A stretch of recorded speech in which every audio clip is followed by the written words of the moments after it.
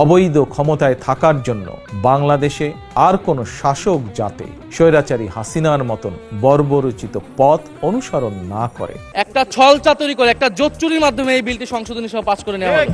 এটা ফ্যাসিবাদকে আবার পুনর্জন্ম দিবে।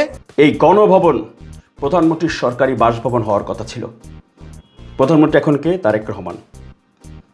উনি কিন্তু এই গণভবনে যাননি। কেন যাননি? এটি জাদুঘর হয়েছে এই জন্যে, তাই না? নাকি? আচ্ছা, কে বানাইছে এই জাদুঘর? অন্তর্বর্তীকালীন সরকার এটি শুরু করেছে। আচ্ছা, এই গণভবন যে জাদুঘর হবে বা জাদুঘর করতে হবে, এই ধারণা বা এই পরিকল্পনা বা এই আইডিয়াটা কে প্রথম জাতির সামনে আনছে? কোত্থেকে আসছে? বাংলাদেশে আর কোনো শাসক যাতে স্বৈরাচারী হাসিনার মতন বর্বরচিত পথ অনুসরণ না করে, ভবিষ্যৎ প্রজন্মের কাছে এই মিউজিয়ামে সেই বার্তাই বহন করবে। তারেক রহমান প্রথম 2024 সালের সেপ্টেম্বর মাসে জনগণের পক্ষ থেকে এই দাবিটি করেছিলেন। প্রথম তারেক রহমান এই পরিকল্পনা, এই ধারণা, এই আইডিয়াটি তারেক রহমান প্রথম জাতির সামনে উপস্থাপন করেছিলেন। ষড়যন্ত্র কিংবা অপপ্রচার চালিয়ে গত 15 বছরের অনাচার অবিচার জনগণকে আর ভুলিয়ে দেওয়া যাবে না। রাষ্ট্রীয় স্থাপনা গণভবন ছিল দেশের রাষ্ট্র ও রাজনীতির ঐতিহ্যবাহী স্মারক। গণভবন বর্তমানে স্বৈরাচার হাসিনার দুর্নীতি, দুঃশাসন, অনাচার, অপকর্মের প্রতীক। ইতিমধ্যেই বিভিন্ন মহল থেকে এই গণভবনকে গুম, খুন, অপহরণ এবং গণহত্যার মিউজিয়াম হিসাবে প্রতিষ্ঠার দাবি উঠেছে। এই যে আজকে নাহিদ ইসলামরা যে কথাগুলো বলতেছেন, বিগত দিনের স্মৃতি, আমাদের শুধু গণ অভ্যুত্থানের নয়, আমাদের গত 16 বছরের ফ্যাসিবাদ লড়াইয়ের স্মৃতিগুলো নেওয়া হয়েছে। সবকিছুই সেখানে আছে। স্মৃতিগুলো এখানে রাখা হবে। এই প্রস্তাবনা কোত্থেকে আসছে? প্রথমে এই ধারণা কোত্থেকে আসছে? 2009 সালের পিলখানায় সেনা হত্যা থেকে শুরু করে 2013 সালের শাপলা চত্বর হত্যাকাণ্ড, 2012, 2014, 2015, 2018, 2022 এবং 2023 সালে গণতন্ত্র পুনরুদ্ধার আন্দোলনের সময় গুম ও বিচার বহির্ভূত হত্যাকাণ্ড, 2018 সালে কোটা বিরোধী আন্দোলন এবং নিরাপদ সড়ক আন্দোলনে, 2024 সালে গণঅভ্যুত্থানে শহীদ এবং গুম হওয়া মানুষদের স্মৃতিগুলো এই মিউজিয়ামে সংরক্ষিত থাকবে। অবৈধ ক্ষমতায় থাকার জন্য বাংলাদেশে আর কোনো শাসক যাতে স্বৈরাচারী হাসিনার মতন বর্বরচিত পথ অনুসরণ না করে, ভবিষ্যৎ প্রজন্মের কাছে এই মিউজিয়ামে সেই বার্তাই বহন করবে।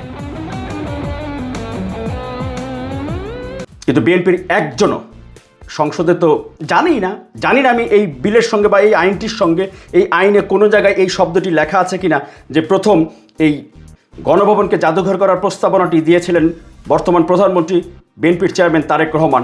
এই বিলে বা এই আইনে বা এই কোথাও এটি লেখা আছে কিনা আমি জানি না, আমি হয়তো এটি পড়ে দেখব।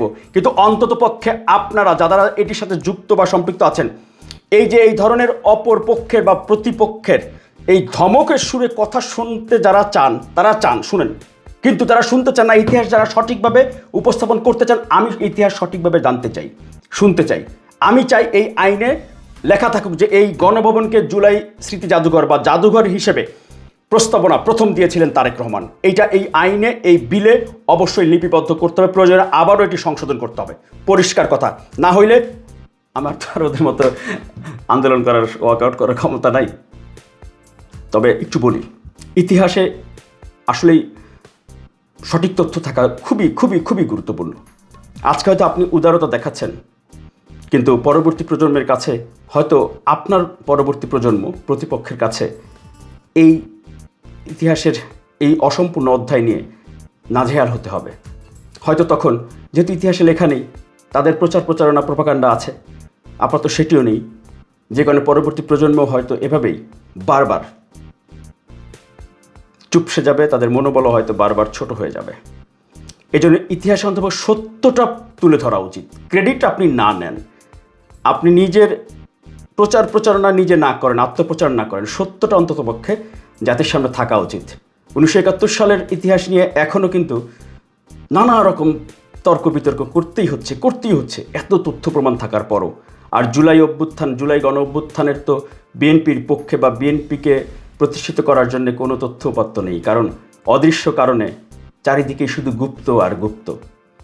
এই গুপ্ত যে কত গভীরে পৌঁছে গেছে সেটি হয়তো সময় বলে দেবে। আর আল্লাহ যদি মাফ করেন তাহলে তো হয়তো এই বাংলাদেশের ভবিষ্যৎ ভালো, না হলে তো কী যে হবে, অন্তপক্ষে আমি দুশ্চিন্তায় আছি। Miraj Hossain Gazi live, open media cell, এটি মূলত একটি ধারণা, একটি পরিকল্পনা। এটি হচ্ছে খবরওয়ালাদের খবর, খবরের ভেতরে খবর, আসল ঘটনা এবং সঠিক তথ্য তুলে ধরাই হচ্ছে এই পরিকল্পনার মূল কাজ। আল্লাহ হাফেজ।